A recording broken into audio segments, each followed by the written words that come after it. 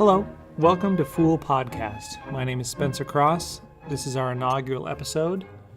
It'll be something of an overview, but I hope it'll give you some basic idea about what the goals of this podcast are and what some of the episodes are, what are some of the things you can expect, what some of the things the podcast is not going to be. For instance, it's not going to be, I don't think it's going to have a large audience, to be honest. It's not a popular subject. It's more of a niche set of subjects: Shakespeare, culture, history, philosophy, and theology. That's a lot of it.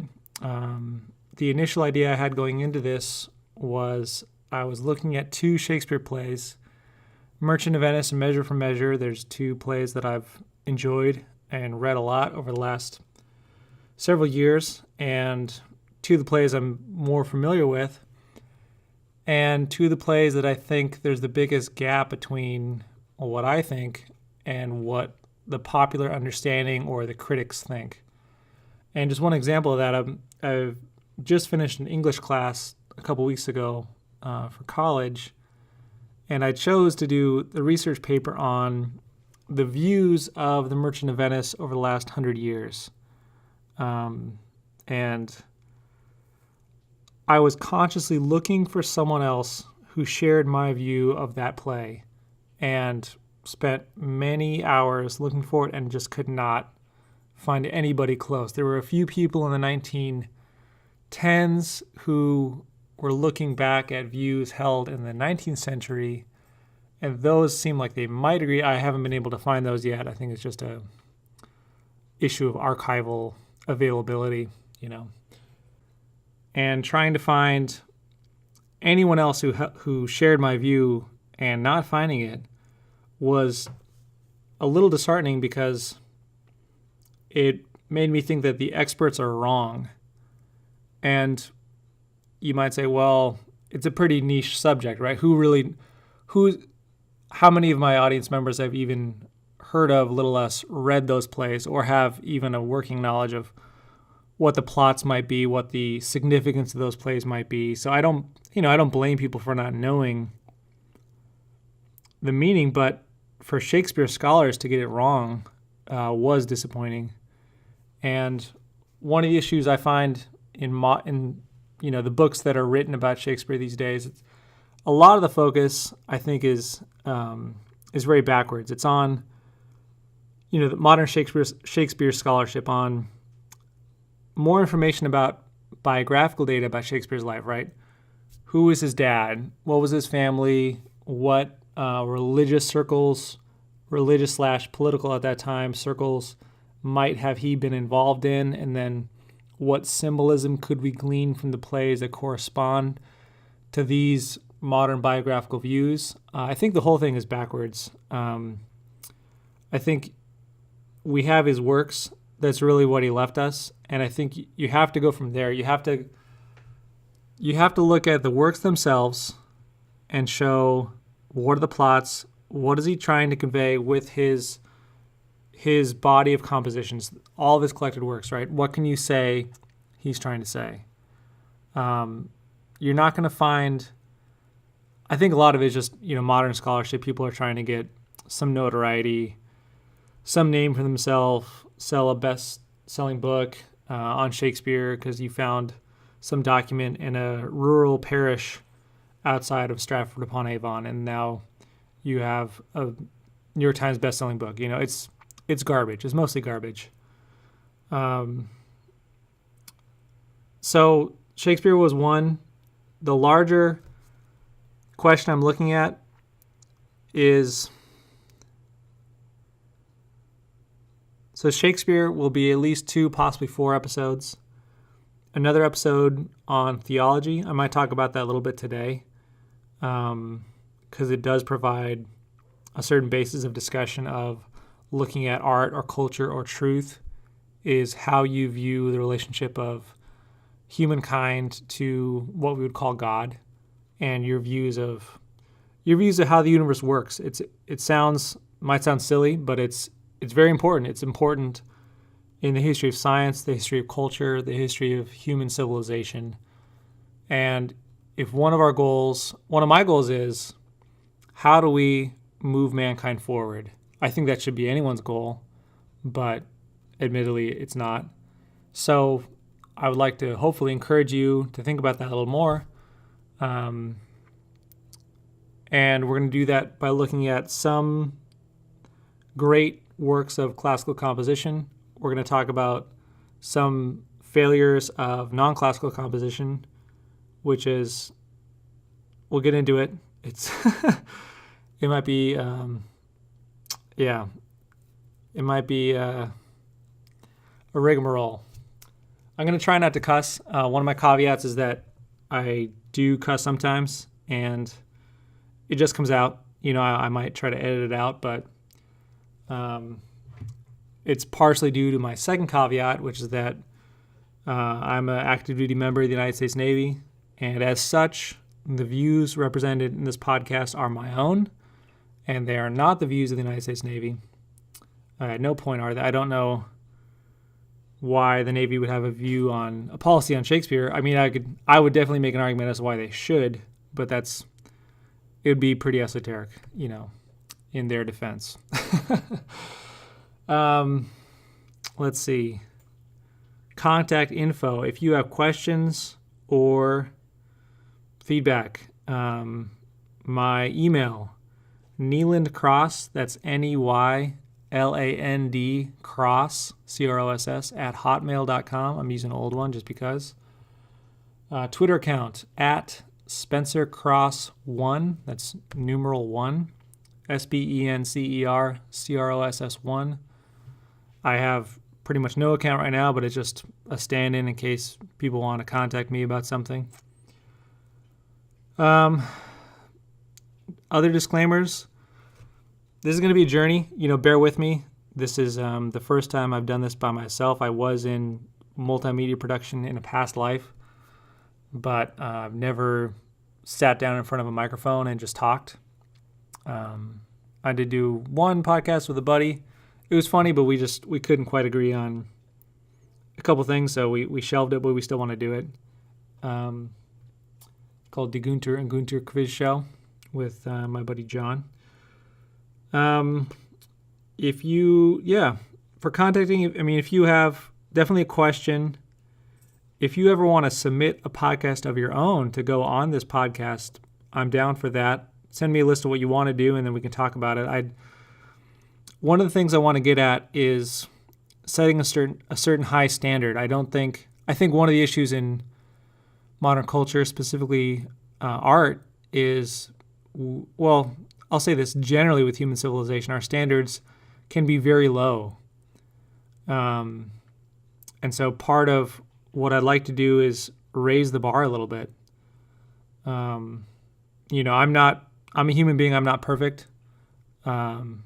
And I might say things that are hypocritical because I don't necessarily follow them, but I think there's something to be said for saying what are the standards we should strive for, right? What are the real standards we should strive for as human civilization? And I think that's good. I'm 35. One of the things that I'd say my generation and younger, I don't buy that. I don't buy that people my age are in Generation X or millennials. By the way, I think that's crazy. But I don't know. Who knows? I'm doing a podcast right now, right? So maybe I'm wrong. Okay, so getting back to what we were talking about for standards, let's talk about art real briefly because we're going to talk about a lot of it throughout this series. A lot of people say that beauty is in the eye of the beholder. Anything can be art. It just depends on your viewpoint. So look, if you hold that view, then, good for you. I'm not going to criticize you as a person, but I'm telling you more from a scientific viewpoint that view doesn't really lead you to figure out very much about art or about you or about much of anything else. For instance, if you say that anything can be art, what you're also saying is that nothing is art or that everything is art.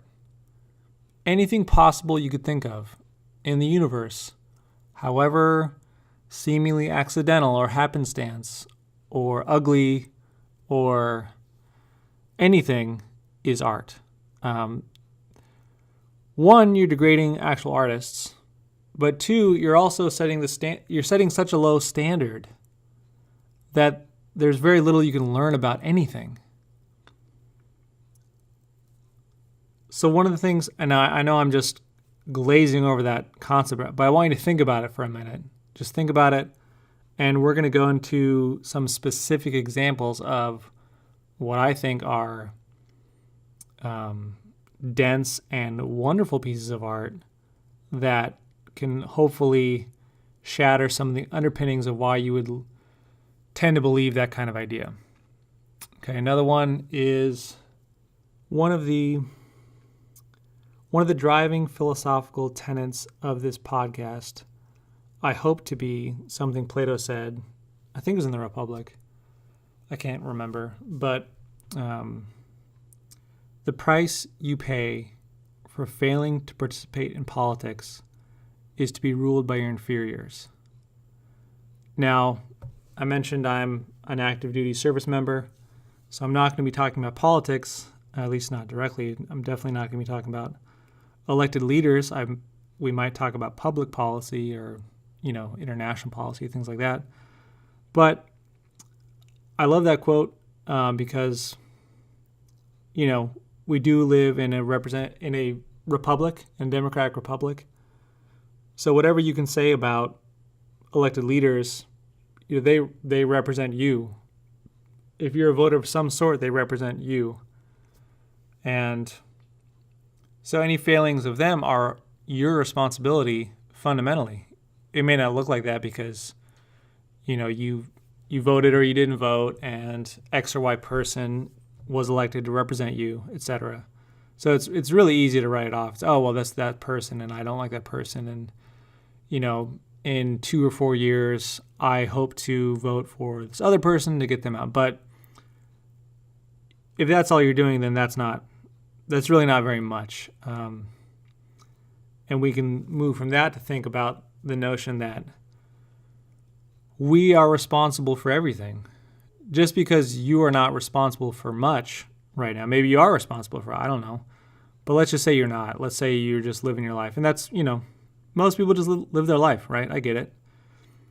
But if you were to look first at the potential of the greatest human beings to ever have lived, I'm thinking of Jesus Christ, Martin Luther King, Gandhi, John F. Kennedy, Bobby Kennedy, people like that just, of course, a supreme nutshell for great human beings with flaws, that if you start from that potential and think, well, those are just human beings like me, and why couldn't I do those things that they did? Then you think there is something of a gap. There is a gap of standard. And I do plan on, I think I mentioned it, but I'm going to have an episode, at least one on theology, perhaps a separate one on Christianity. They might be the same episode. It's going to revolve around a concept called Volcano Jesus, which is precisely as fun as it sounds. Then we can begin to look at some of those things. So we'll look at a very similar concept, but how it's expressed in different forms. And most of that concept is around what I mentioned earlier as a high standard. High standard of art, high standard of theology, high standard of, what do you want to do with your life? How do you really want to contribute? And what model would you like to follow? And so I think I mentioned before, but that goes to my point that this podcast is not necessarily going to be for a large audience at all. Maybe it is, I don't know. But I would like to say my piece. I would like to, in line with what Plato was saying, I feel an obligation to teach. I don't know everything. I've thought about certain things, so I want to communicate those. Maybe it helps someone else out there think about XRY concept, and that's wonderful. If it helps you, please let me know. I love the encouragement. Encouragement's great. That being said, I think that's honestly a good place to close this one. It might be a short one, but I'm going to leave you with, again, this piece from Mozart, The Magic Flute, and it's a wonderful opera. If you haven't heard it before, I wish more people were into opera. Opera gets a bad name as like this upper crust elitist kind of thing, but it's really not. It was not really that much at all throughout its history with Mozart and Verdi. There was some of that for sure, but if you're into beautiful art, then you should check out Mozart's operas. I'll say that. Marriage of Figaro, Don Giovanni, Magic Flute, those are three wonderful places to start. Verdi has some good ones as well. There's some other people. Not Wagner. Wagner's garbage. I may talk about it, but I probably won't. I don't want to focus on the negative. I mean, I'm going to bring it up because there has to be... I'm not going to... Hopefully, I hope that I don't shy away from those types of confrontations when certain things need to be said. And plenty of art is garbage, for sure, absolutely. But I would rather focus on let's investigate the beautiful and then go from there. And then I think at least at a certain point we'll develop a certain implicit understanding of what beauty can be and then what a lot of these other compositions lack. And this song we're going to play you out on, it's called Der Welcher wandert diese Straße wohl beschwerden. It's from The Magic Flute by Mozart. And here's just the translation. This is just from online. My German's rusty. But the basic idea is that the protagonist, Tamino, has to go into this series of trials to vanquish evil, which happens to be the Queen of the Night. And he's going to be allowed into the Temple of Wisdom. Now that is a supreme nutshell of the play. I just want to present that though, so I can talk about the text and the music. The text is, you'll hear the two voices in the beginning. They're two armed men, and they say, "Whoever walks along this path so full of troubles is purified by fire, water, air, and earth. If he can conquer the fear of death, he will soar from the earth up to heaven. Enlightened, he will then be able to devote himself wholly to the mysteries of Isis." And that's the religion, not the modern-day terrorist cell. Just think of mysteries of God.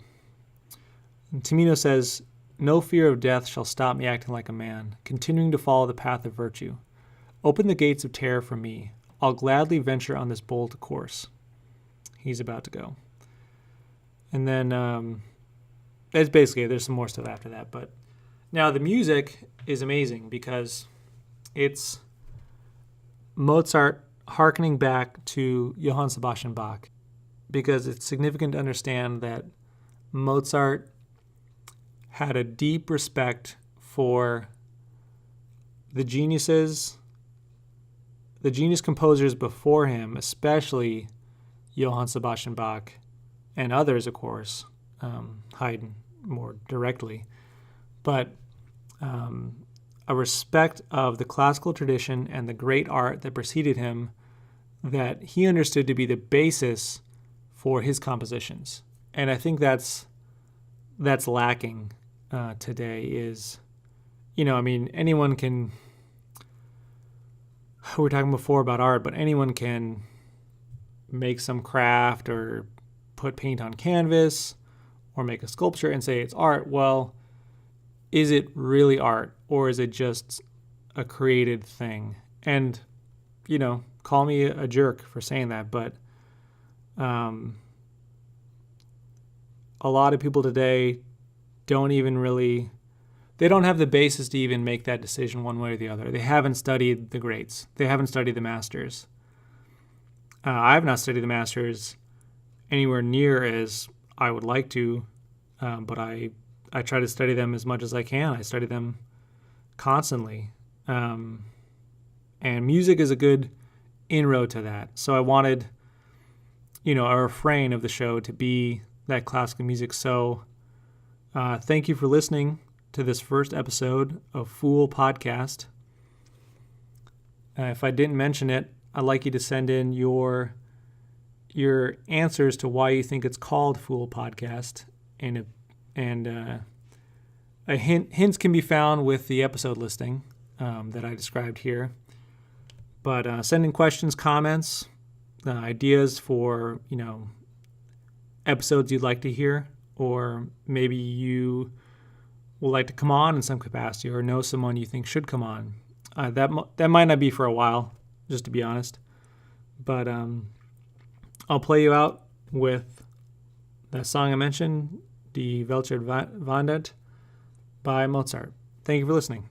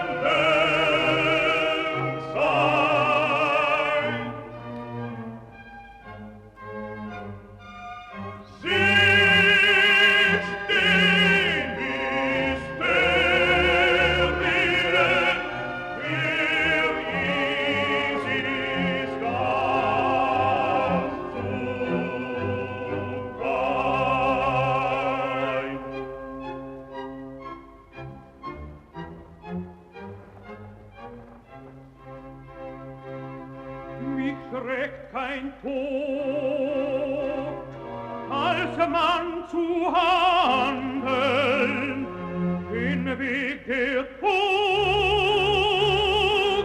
fortzuwandeln, schließt mir des Schreckens Pforten an. Ich wage froh den kühnen Lauf.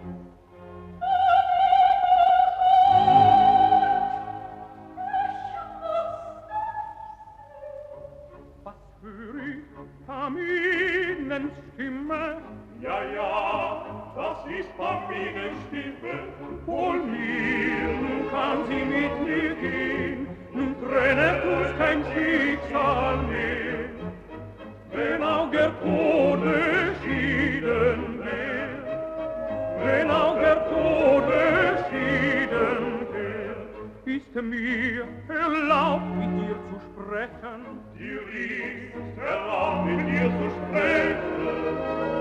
Welch Glück, wenn wir uns wiedersehen, froh Hand in Tempel gehen. Ein Weib, das nach das Lob nicht schreit, ist würdig und wird eingeweiht,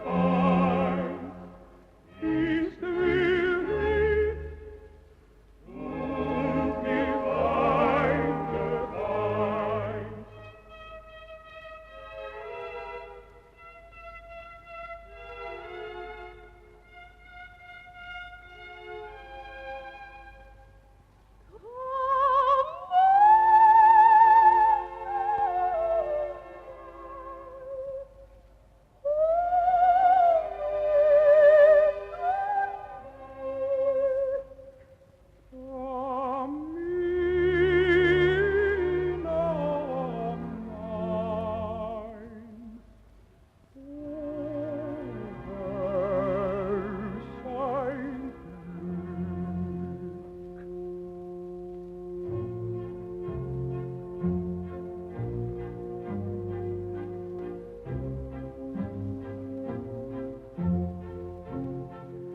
Hier sind die Schreckensporten, in Not und Tod mir dreun.